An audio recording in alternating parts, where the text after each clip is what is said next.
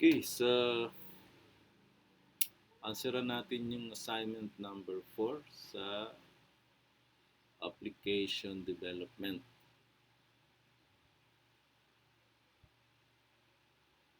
Okay?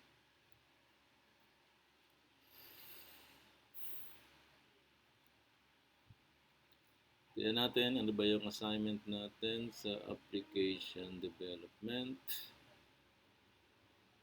So na ba?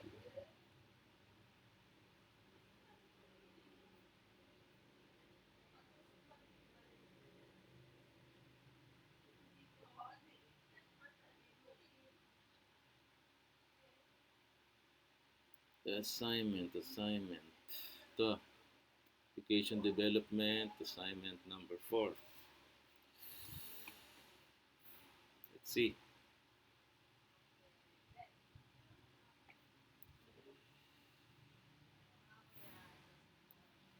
Okay, so if you run a 10-kilometer race in 42 minutes and 42 seconds, what is your average speed in miles per minute and in miles per hour?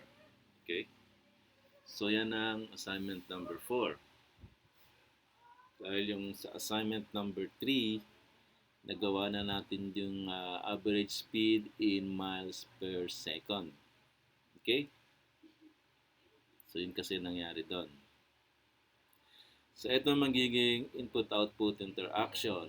Una-muna, manghihingi siya ng entry ng data of distance in kilometers. Okay. Then, next, hihingi siya uli ng input na mag-enter ka raw ng time in minutes and seconds. Then, ito yung sample format ng minutes and seconds. Ibig sabihin ng ay 2 digits yung minutes. Then, yung SS ay 2 digits yung seconds. Yung minutes and seconds separated by colon. Okay? Then, ito yung magiging output. Your average speed is blank miles per minute. Then, your average speed is blank miles per hour. Okay? So, para makompleto yung solution, kasi manggagaling din naman yan sa seconds, isama na natin yung your average speed is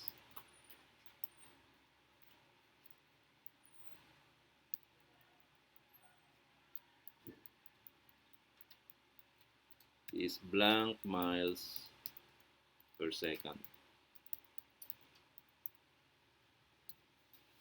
Okay? So, ito yung gagawin natin ng program in order to answer this question. If you run a 10-kilometer race in 42 minutes and 42 seconds, what is your average speed in miles per minute and in miles per hour? Pero sa solution natin, isama na rin natin yung miles per second para maging clear. Kasi siyempre, pag na-compute mo yung miles in second, i-take note nyo rito, pwede rin kasing mag-enter ng seconds, di ba? Okay? So, kunin natin ito. Mag-open tayo ng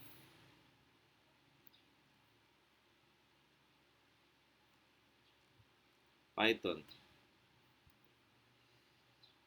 Okay, so itong Python na gagamitin natin, at least version 3.8. Kasi dun sa data science, okay, itong subject natin,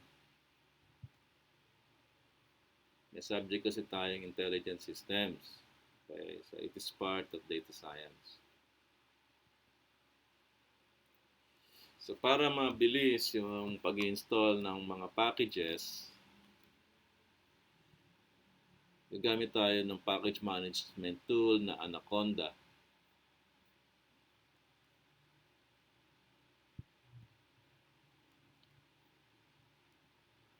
Ito.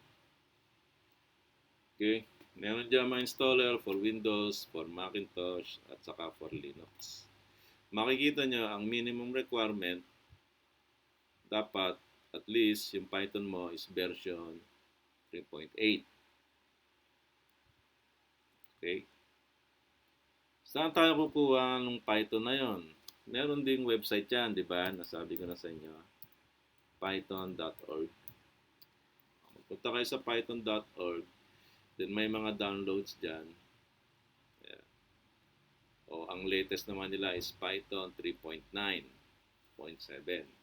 Okay, so i-download nyo yan.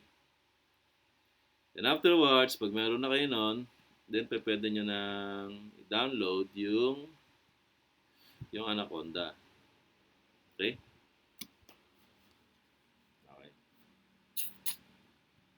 Okay, sa akin, ang na-install ko yung Python dito ay Python 3.9. Kasi ito nga yung makikita mo pag nagpunta ka doon sa python.org.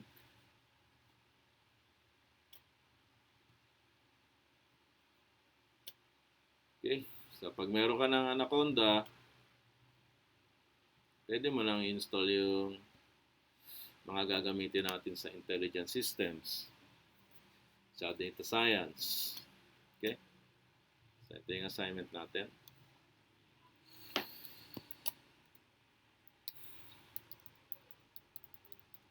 Assignment number 4.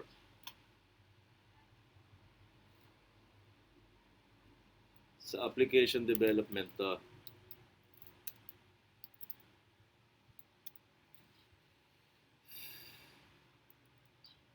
Okay, so ito yung assignment number 4 doon.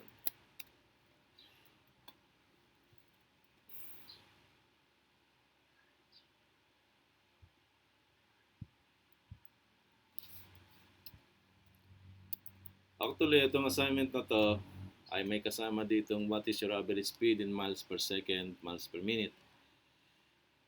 Pero, inanseran ko na nga yung miles per second. Kaya nagkaroon ng assignment number 4. Actually, assignment number 3 lang yan. Hindi niya nga magawa, kaya ginawa ko, inanseran ko na yung miles per second. So, ginawa ko na lang assignment number 4 para ang gawin niya naman ay yung miles per minute at yung miles per hour. Okay? Ito yung sample na input-output interaction. Ibig sabihin niyan, may hihingin siyang inputs. So, ito yung hihingin niyang inputs. Enter the distance in kilometers. Saka, enter time in minutes and seconds. Okay? So, ngayon, dito, i-discuss ko, isasama ko na rin yung miles per second para wag nyo na lang balikan yung solution ng assignment number 3. Gagawin ko na rin dito yung average speed in miles per second. Okay?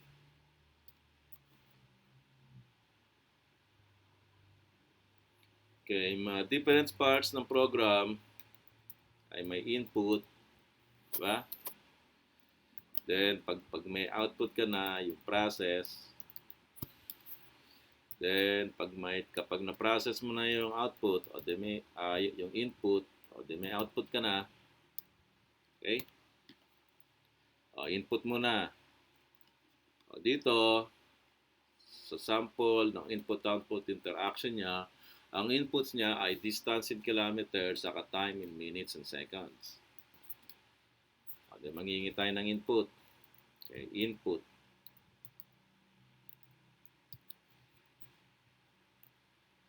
Enter. Distance in kilometers.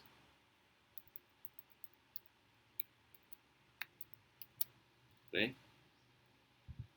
Then, kung ano yung i-type na input dyan, i-assign natin yon as a value of a variable. I-assign natin sa isang variable. So, laging ganon. Pag manghihingi ka ng input, ilalagay mo sa isang variable. Data storage yon, doon mo ilalagay. Okay? So, variable name. O, yun na mismo, kilometers. Para wag ka lang mag-isip pa ng napakalalim. Yun na mismo ang variable name. Nanghingi ka ng kilometers, so ang gawin mo na variable name ay kilometers. Okay, second, hingi tayo ng input ng time. Okay, enter time. Ang time daw, kailangan ipasok na time ay in minutes and seconds. Paano ipapasok? Meron diyang sample format, naka-square bracket. Yung minutes, 2 digits. Yung seconds, 2 digits. Di ba? Di ba kayo nakakakita ng ganyan? Kapag ka nanghihingi ng input, nagpapakita ng sample kung paano mo ipapasok yung input. Yung minutes, 2 digits. Yung seconds, 2 digits separated by colon. Kung ano yung ipapasok dyan, i-assign natin ulit sa isang variable. Anong papangalan natin dun sa variable? The time na lang. Time. Okay? So magkakaroon na tayo ng 2 inputs. Yung isa ay kilometers, yung isa time. Okay? So sa process na tayo. Ang unang process na gagawin natin, kasi ang inihingi dito ay miles. Diba? Miles per second, miles per minute, miles per hour. So therefore, ang unang process na gagawin natin, yung kilometers, i-convert natin sa miles. Okay, so alam natin na 1 mile is equal to 1.61 kilometers. Okay? So, kung hindi pa natin alam yon, pwede naman nating i-google yon, di ba? Miles to kilometers. Nakakapag-google nga kayo ng kung ano-ano eh. Hindi nyo kayang i-google kung paano i-convert yung miles sa kilometers. Di ba? Pwede naman i-google yun eh. Miles to kilometers. At sabi niya, 1 mile is equal to 1.69344 kilometers. In other words, 1.61 kilometers. Okay. So, sige, equal na lang natin na hanggang 2 decimal point na lang. Okay. So, yung iba, yung mga mathematician, mga scientists, tayo kasi, pwede na rin tayong consider na scientist. Sige, hanggang 4 na decimal points. 1.6093. 1.6093. Bakit? Di ba kasi ang course natin ay computer science. Pag nakatapos ka, para ka na rin scientist. Computer scientist. Di ba? Okay, so alam natin na ang 1 mile is equal to 1.6093 kilometers. Okay, tanong. Paano natin i-convert yung input kilometers? So, this is our input.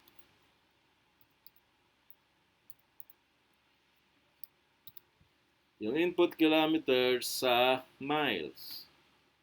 Okay? So, may input tayo. Halimbawa, ang in-input natin ay 1.6093. Okay? So, paano siya magiging 1?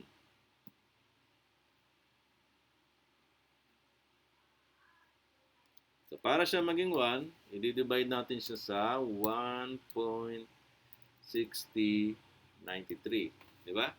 1.6093 divided by 1.6093 is equal to 1. Di ba? So, ito yung ating input kilometers.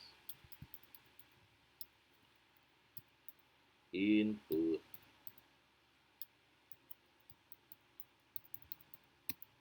kilometers. So, ibig sabihin, kung ano man yung i-type dito, yun ang lalabas dito. Yun ang magiging value ng input kilometers. So, kung ano man yung maging value ng input kilometers, i-divide natin sa 1.6093. Kasi yun ang equivalent ng 1 mile, 1.6093 kilometers. O, then meron na tayong value sa miles, di ba? Miles or mile. Miles is equal to input kilometers divided by 1.6093. Okay.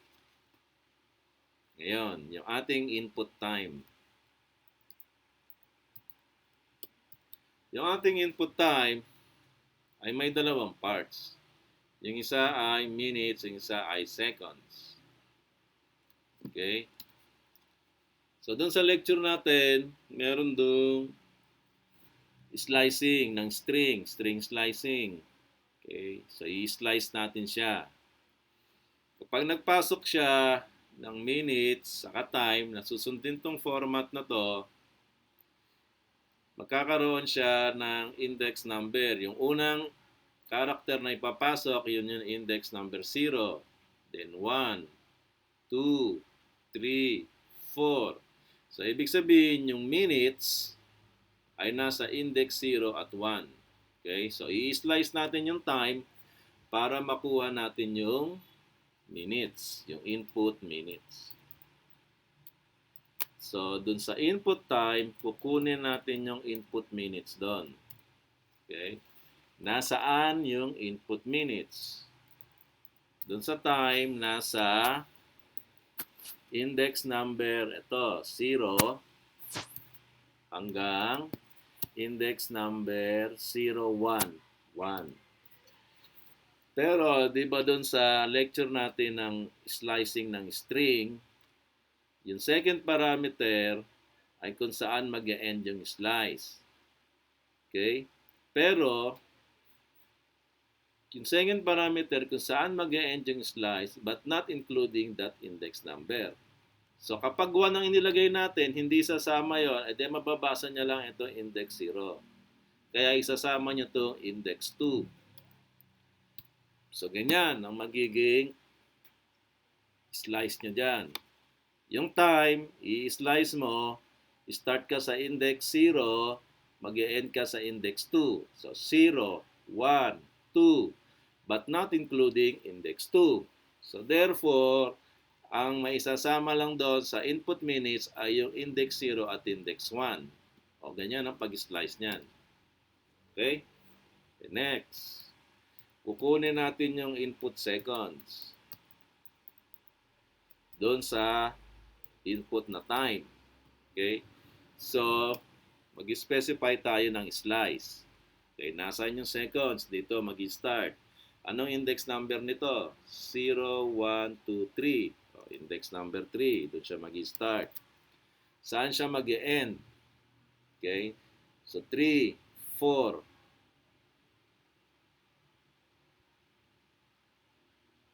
So, dapat sa 4 siya mag-end. Kaya lang, yung second parameter nga kasi ay up to index 4 but not including index 4. So, wag nating ilagay 4 kasi mag-e-end nga siya sa index number 4 pero not including index number 4. O, de isang S lang ang may sasama doon. Palagay natin doon ay 5. Okay?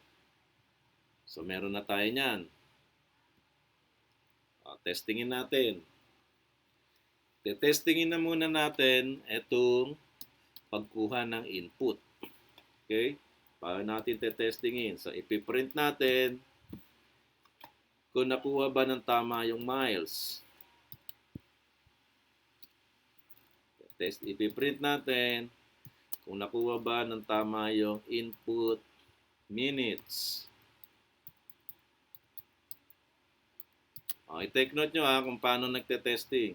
Testingin natin kung nakuha ba ng tama yung input seconds. Okay? Alaran na natin yung program.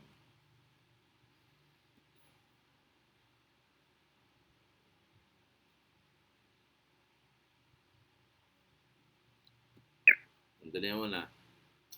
Sa pag-testing, ang ipapasok natin na input kilometers ay ano ipapasok natin na input kilometers? 1.6093. Okay? Kaya natin ipapasok yung input kilometers na 1.6093 kasi alam natin na yun ang equivalent ay 1. So therefore, dapat ang ipiprint nito na miles ay 1. Di ba? Kasi kinonvert nyo na input kilometers divided by 1.6093. O di dapat ang ipiprint niya na miles ay 1. Okay? Ano ang ipapasok natin na input time? Okay? So, ganito pag-testing ng program. Kaya ipapasok natin na input time ay, for example, ay 42, then yung isa ay 24. Para ma-differentiate natin na yung 42, yun ang ipinasok nating minutes, na yung 24, yun ang ipinasok nating seconds. So, therefore, dapat, pag nag-print siya ng minutes, ang ilalabas niya ay 42. So, pag nag-print siya ng seconds, dapat ang ilalabas niya ay 24. So, ito yung ipapasok natin na test inputs. Ito yung pan-testing natin. So, dapat ito ang ilalabas niya. Pag ganito ang inilabas niya, ibig sabihin, tama yung program natin up to that part. Okay? Irara na natin.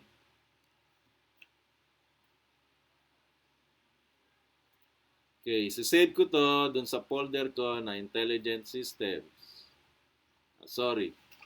Application Development. Nasaan yung Application Development? Wala.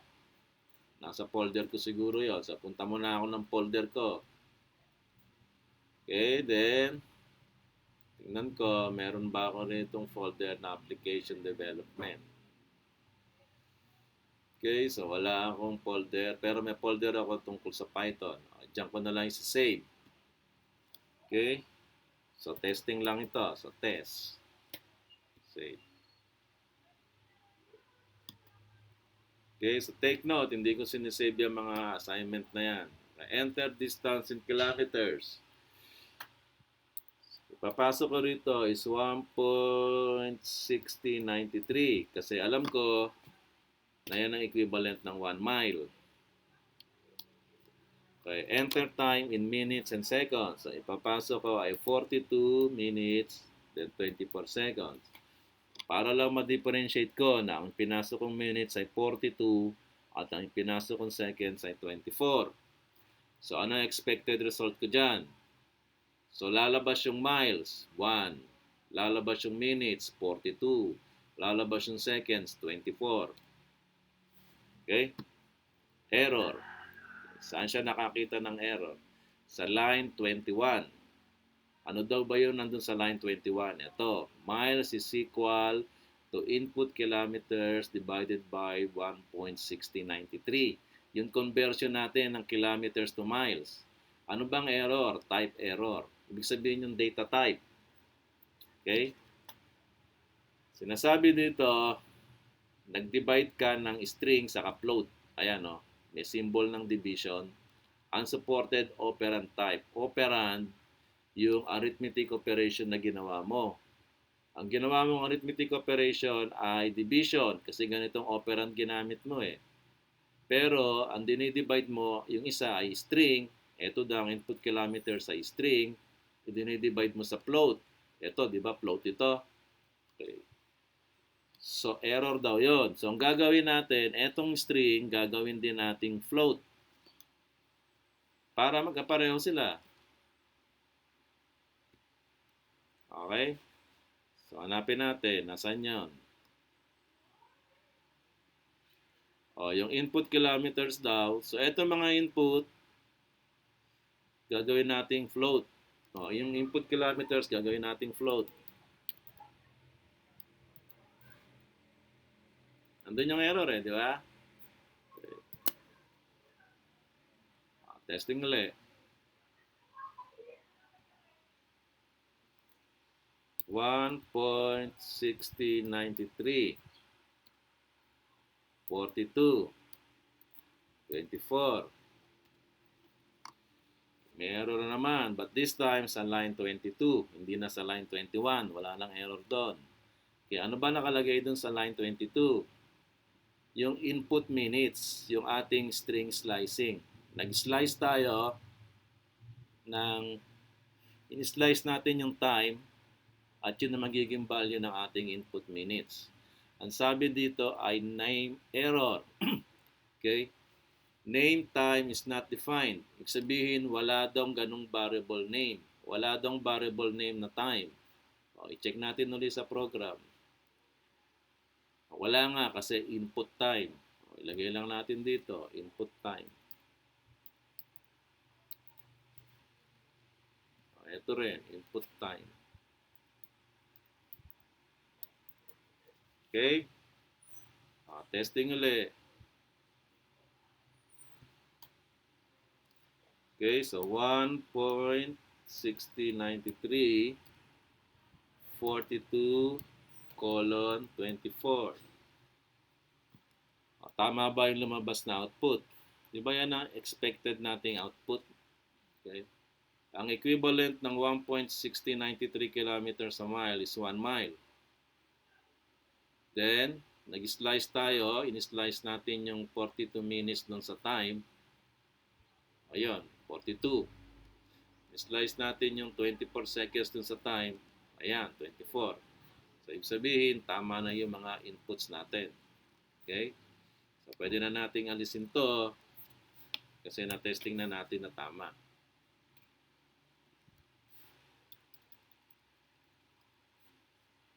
Okay, so ganun ang pag-testing. Para ma-testing mo kung tama ba yung ginagawa ng mga process mo. Okay? Then now, kukumputin dito kung ano daw yung average speed in miles per second. Okay, so magko-compute na tayo ng miles per second. So, miles per second. Ano ba kakailanganin mo para makompute mo yung miles per second? Ito yung value ng miles, i-divide mo sa seconds. Okay? Di ba? Yun ang ibig sabihin ng pair. Natatandaan nyo ba yung basic math nyo? Yung pair, ibig sabihin niyan ay ratio. Yung ratio, ibig sabihin niyan ay division. Di ba?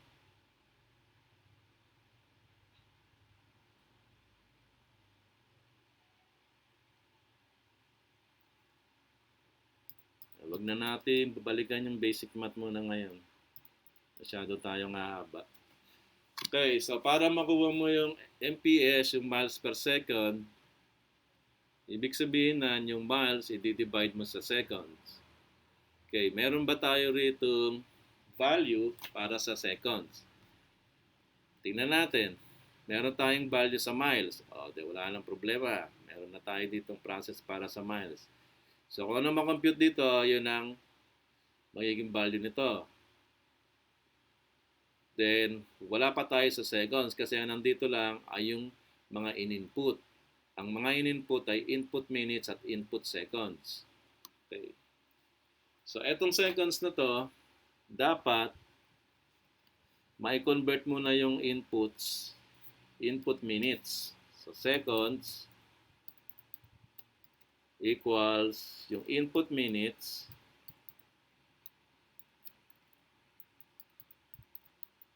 plus yung input seconds. Okay? Hindi natin maipa-plus yan ng tama kasi magkaiba sila ng measurement. Yung isa, naka-measure yung time in minutes. Yung isa, naka-measure yung time in seconds. Okay? So, alin ba dito sa dalawang to ang i-convert natin? Yung seconds ba i-convert natin sa minutes? O yung minutes ba i-convert natin sa seconds? Depende kung ano yung value na hinahanap mo. Yung value na hinahanap mo, seconds eh. O yung minutes, i-convert mo sa seconds. Di ba? O alam natin na ang 1 minute is equal to 60 seconds. Okay? So, para may convert natin yung input minutes sa seconds, kailangan nating i-multiply sa 60. Diba? Para yung 1 minute maging 60 seconds, o day times 60 mo siya, input minutes times 60. Ayan na. Meron na tayong seconds. Dahil meron na tayong value ng seconds, makukompute na natin yung miles per second. Meron na tayong output. Okay? So, ipiprint na natin. Print.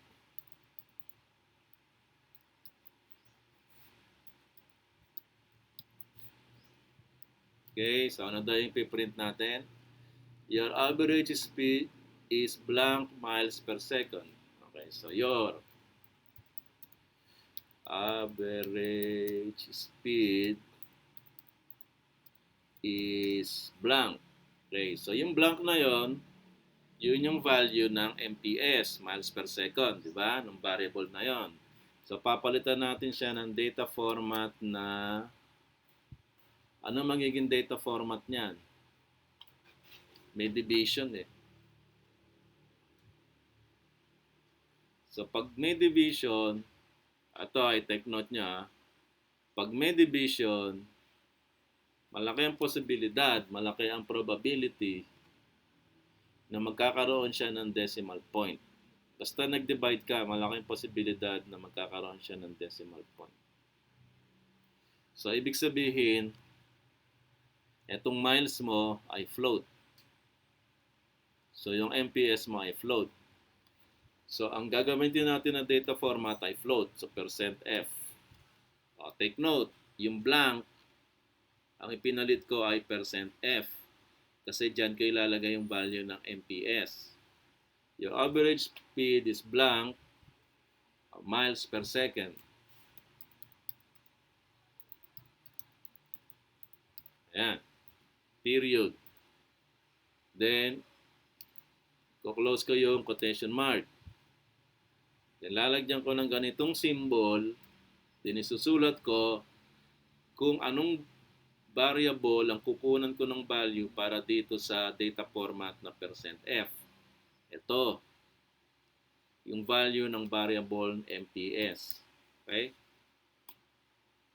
Testingin ko na ngayon. Ngayon, pag testing, dapat meron ka ng expected result. Para magkaroon ka ng expected result, lalagyan mo siya ng mga input data na alam mo yung magiging resulta. Ilalagay ko uli na input kilometers ay 1.6093. Bakit? Bakit 1.6093? Kasi alam ko ang magiging miles niya is 1. Diba? O kung 4 decimal places siya, no, 1.0000. Kung 4 decimal places. Okay? Then, paano naman dito sa time? Minutes and seconds. Anong ipapasok kong minutes at seconds? Kasi ang tinetesting ko ay miles per second. So, ang ipapasok ko dyan ay 1 second lang. Yan. Yan lang ipapasok ko dyan. Para ang ilalabas niya is 1 mile per second. Diba? So, alam ko ito ay magiging 1 mile, yung 1.6093.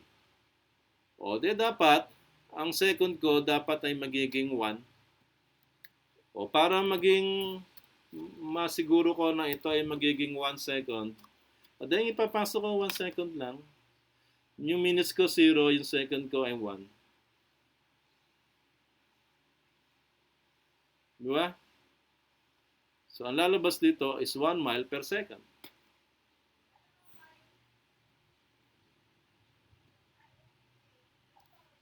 Okay. So, 1.6093.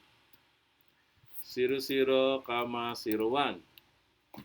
Kasi ang tinetesting ko is mile per second. Okay, error sa line 27. Ito, may error daw sa line 27. Ano ba nandun sa line 27? Ito, yung process natin ng miles per second. MPS is equal to miles divided by seconds. Ano naging error? Type error. Data type error. Okay?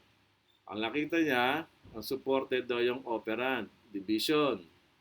I-divide mo raw yung float sa string. Yung seconds daw ay string. Di ba? Float. Yung miles, float. And string. Yung second string. So, yung seconds daw is string. So, ano gagawin natin? Gagawin nating float yung seconds. Ganun lang. Nasa yung seconds. Ito. Gagawin natin tong float.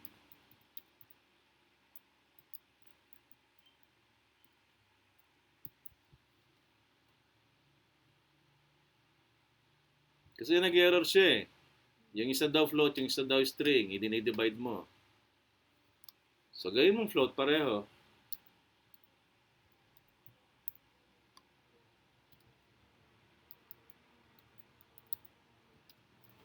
Ayan na. Your average speed is 1.0000 miles per second.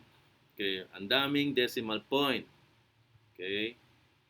So, ang ginagawa natin ay ililimit lang natin hanggang 4 na decimal point. Okay? So, paano ginagawa natin doon?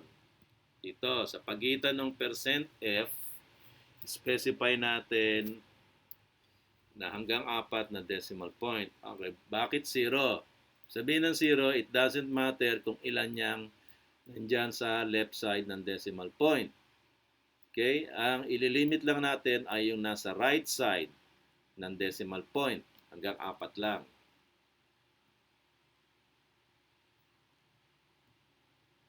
Okay? Again. 1.6093:01.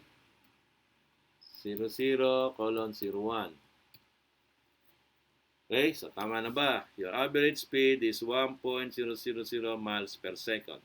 Okay? So, tama na. Now, susunod naman, your average speed is miles per minute. Okay? So, kukumputin natin yung miles per minute. Tawagin na lang natin siya na MPM o miles per minute. Again, paano makocompute yun? O, ganun lang yan, miles. Yung per is division. Miles per minute. Okay? Meron na ba tayong computation dito ng minute? Wala pa. Okay? So, punta tayo dito, minute.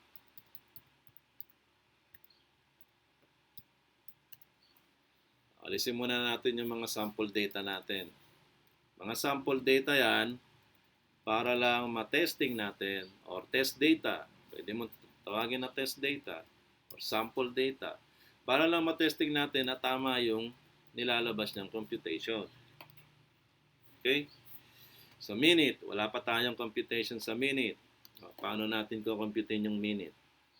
Observe ulit, ang ating mga inputs ay input minutes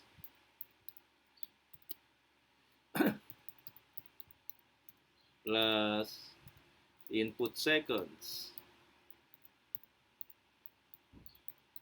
Okay? Ang pupumpute natin ay minute. So, ibig sabihin, ko-convert natin tong input seconds sa minute. Okay, paano natin i-convert? Okay, so alam natin na ang 1 minute is equal to 60 seconds. Okay? Paano naman yung 1 second? Ilang minute meron sa 1 second? So, kung itong isa, nag-multiply tayo, so therefore dito, magdi-divide tayo. Okay? So, 1 minute, yung seconds mo, i-divide mo sa 60. So, yung seconds mo, i-divide mo sa 60, makukuha mo yung minute. Halimbawa, yung seconds mo is 1, ang seconds mo ay 60. So, 60 divided by 60 is equal to 1 minute. So, ganun gagawin mong process. Yung input seconds mo ay i-divide mo sa 60. Basic math tuloy yan. Diba? Okay? So, ayun na. Meron na tayong input minutes plus yung input seconds natin ay na-convert na natin sa minutes. So, may total minutes na tayo. Pwede na natin i-divide yung miles sa minutes.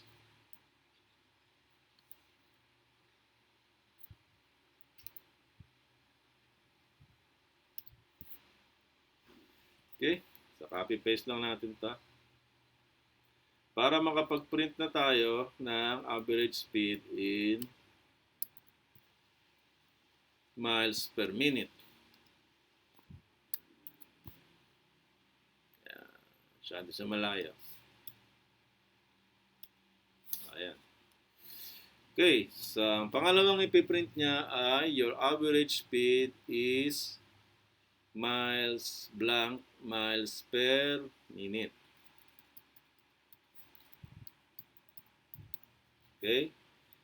Then, yung variable na gagamitin natin dyan ay yung MPM, miles per minute.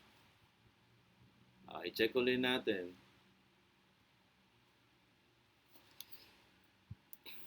Okay. Yung test data pala, yung sample data. Para natin te-testingin yung miles per minute. Again, kailangan maging 1 mile siya. So, ipapasok natin na kilometers is 1.6093. Tapos, dito naman sa time, kailangan maging 1 minute siya. So, ipapasok nating time ay 01, di ba? Yun yung minute, colon, 00. O, de 1 minute yan. Kasi 01 minute. Then 00 seconds. O, de 1 minute yan. Okay? So, ang lalabas dito, so that ang lalabas dito na miles ay 1.40. Diba? Then, so that ang lalabas dito na minutes ay 1. Diba? So that ang mako-compute niya ay kung ano yung equivalent niya sa mile per minute. 1 mile per minute. So, ang expected natin na lalabas dito ay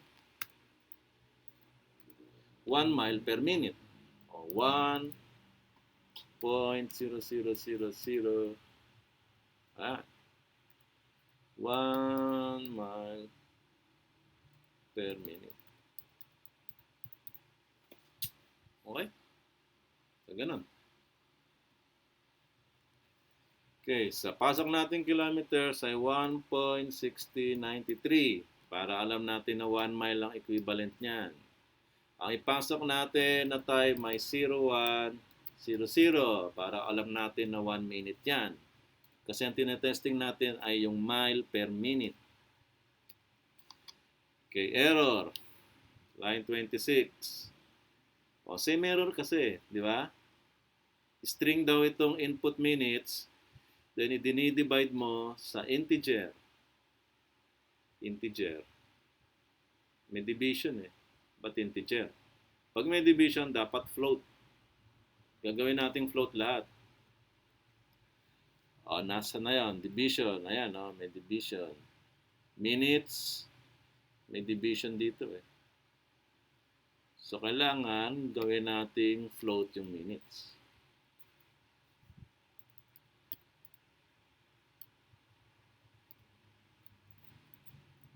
Basta may division, float ang gagamitin niya na data type. Okay, bakit? Kasi, mataas ang probability na magkakaroon niya ng decimal point. O, de-float dapat ang data type mo. Okay, miles. Nagawa na ba natin? Ano ba yung miles? Ito yung miles eh. So, float naman yan eh. O, testing ulit natin.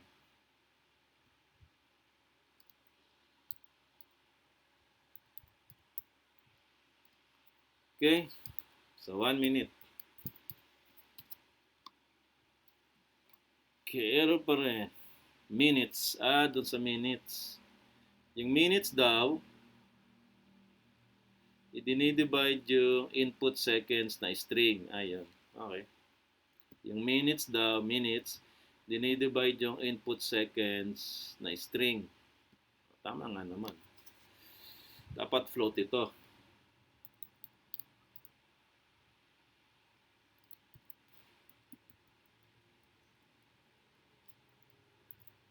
Yan.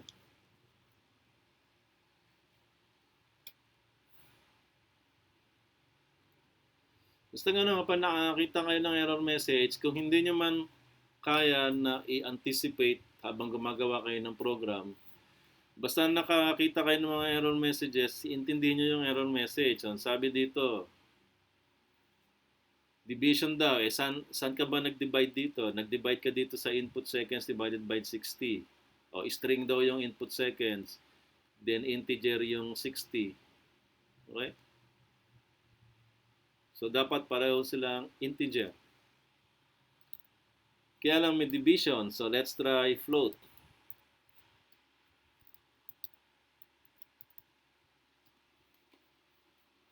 Okay? Type error. Can only concatenate string, not float to string. Okay? Nasaan daw yun? Float to string. Concatenate. Concatenate yung plus. Ito. Kasi ang isa daw dito ay string. So, alin dito yung string? Input minutes. Check mo yung program mo. Nasaan yung input minutes? Input minutes mo ay galing dito. Yes, string nga. So, input minutes daw yung string. Okay, so ganito na lang. Gawin na nating float lahat. Okay? Gawin na nating float lahat. Okay. Etong miles, hindi mo na kailangan gawing float kasi nandito na, float na yung input kilometers. Okay, so yung input time, nasaan yung input time? Ito. So, gawin mo ng float itong input time.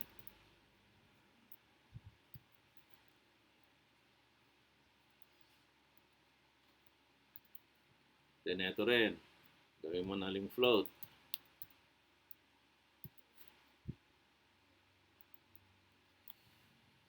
Okay? So, para hindi na tayo naggagawa dito ng mga float na yan. Okay? So, let's see.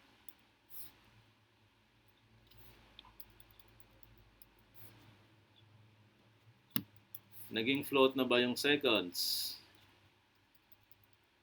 Tingnan, yung seconds. Ang input minutes mo ba ay float? Yes, float yan. Ang input seconds mo ba ay float? Yes, float na rin. Okay, yung minutes, naging float na ba? Ang input minutes mo ay float? Yes, float na rin. Ang input seconds mo ba ay float? Yes, float na rin. So, hindi mo na kailangang ilagay dito na float seconds, float minutes. Kasi dito pa lang naging float na lahat. Okay? Testingin natin kung ganun nga nangyari.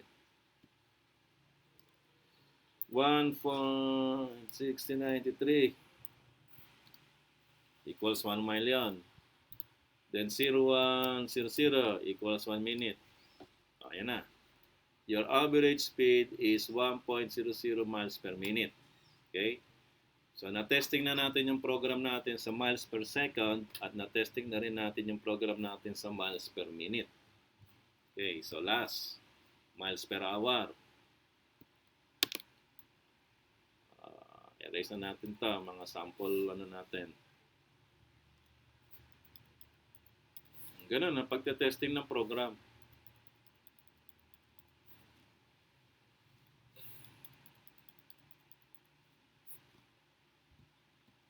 Okay, last, miles per hour. So, gawa tayo ng computation ng miles per hour. Tawagin na lang natin siya na MPH. Okay. So, same thing. Per. Sabihin ay division. Miles per hour. Okay, kaya lang wala pa tayong computation sa hour. Meron tayong seconds, meron tayong minutes, wala pa tayong computation sa hour. Magawa tayo ng computation sa hour. Again, ganun uli ang question, di ba? Ang mga inputs natin ay input minutes saka input seconds. Okay? So, lagyan natin. Input minutes plus input seconds. Okay? Wala namang hour dyan. So, pareho sila. Pareho silang i-convert nyo sa hour. O, ilang minutes ba meron sa 1 hour? 60. O, therefore, yung input minutes, halimbawa, ang input minutes mo ay 60. So, kung 60 yung input minutes mo, paano siya magiging 1 hour? I-divide mo sa 60, di ba? 60 divided by 60 is 1. Okay, divide mo sa 60. Okay? So, ayan, na-convert na natin yung input minutes sa hour. O, ito naman ang input seconds. Paano natin siya i-convert sa 1 hour? Alam natin na may 60 minutes in 1 hour. Then, meron ding 60 seconds in 1 minute. So, 60 times 60 is 3,600. Okay, so 3,600. So, para ma-convert natin yung seconds sa hour, anong gagawin natin? I-divide ba natin siya sa 3,600 o i-multiply natin siya sa 3,600?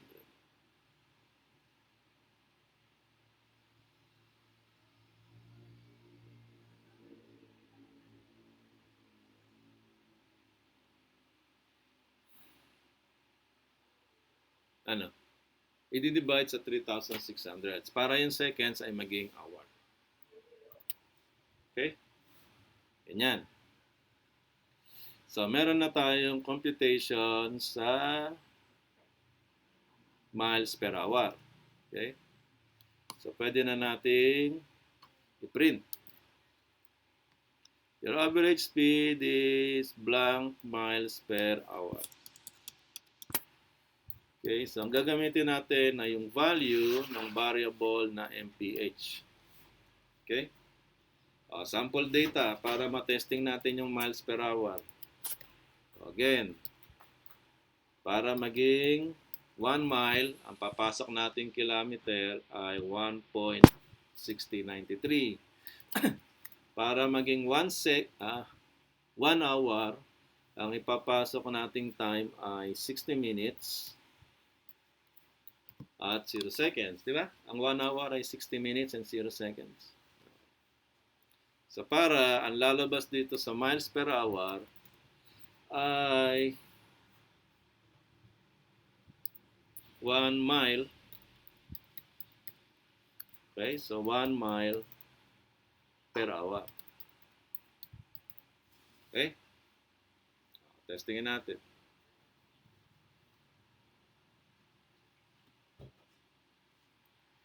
$1.6093 60 minutes is 1 hour. Okay? So, testingin natin. Ayun, your average speed is 1 miles per hour. Okay? So, ayan, na-testing na natin yung ating program sa minutes, sa seconds, sa minutes, at sa hour.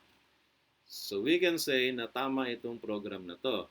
So, aayusin na lang natin yung mga pagkakasulat niya. So, minsan kasi, hindi naman plural. Kung minsan, 1 mile lang o mas mababa sa 1 mile. So, lalagyan lang natin ng slash to. Okay? Testingin na natin yung mga sample data natin. Ngayon, pag magsasubmit kayo ng program, papakita nyo yung testing na ginawa nyo. Okay? So, ganito. Tetestingin ko siya sa lahat. Tetestingin ko siya sa miles per second, miles per minute, saka miles per hour. Okay, again. So, tetestingin ko muna siya sa miles per second. 1.6093. So, 1 second muna. O, ayan. So, ipapakita nyo. Ayan. Na-testing ko siya sa miles per second. Okay?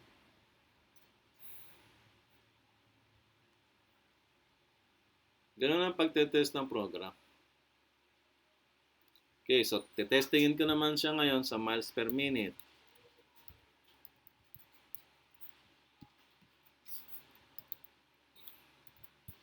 Ayan, di ba? Yung 01, 0100 is 1 minute. O, ayun.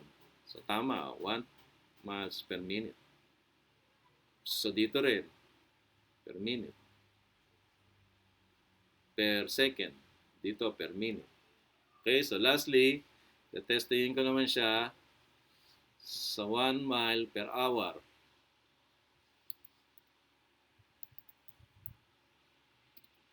Okay, per hour. Alam ko ang 1 hour ay 60 minutes. So, 60 yung minutes ko, then 0 yung seconds ko. O yan, your average speed is 1 mile per hour. So, ayan. Copy-paste nyo.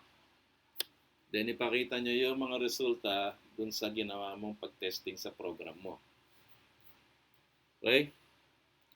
So, para makumbinsin mo yung nagpagawa sa'yo, yung boss mo, or yung customer mo, na tama yung ginawa mong program. Na talagang nagko-compute siya ng miles per second, miles per minute, saka miles per hour.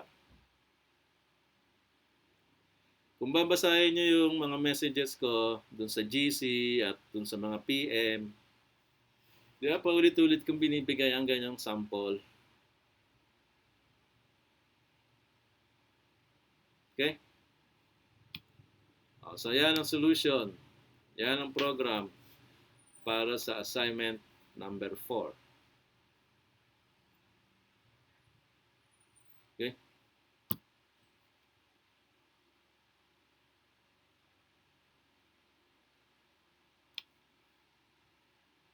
Kaya again, sasabihin ko ulit sa inyo kung paano mag-practice. Baka nakalimutan nyo na naman. Paano ba kung magpo-practice mag-program ng ganito? Kaparis din yan, pag gumagawa ka ng sentence sa English, hindi mo matututunan. Practice lang yan. Paano ba? Gagawin mo ulit itong program na to na hindi ka titingin dun sa solution sa sagot. A-answeran mo ulit itong assignment na ito na hindi mo titingnan yung sagot. Yan. Then, pag may mga mali ka, saka mo tingnan yung sagot, saan ka nagkamali. Then, ulitin mo ulit, from the top. Answeran mo itong assignment na to na hindi mo titingnan yung sagot. Then, ganun lang, ganun. Then, pag mayroon pang mali, titingnan mo ulit dun sa sagot, saan ka nagkamali. Ganun lang. Konting sipag lang.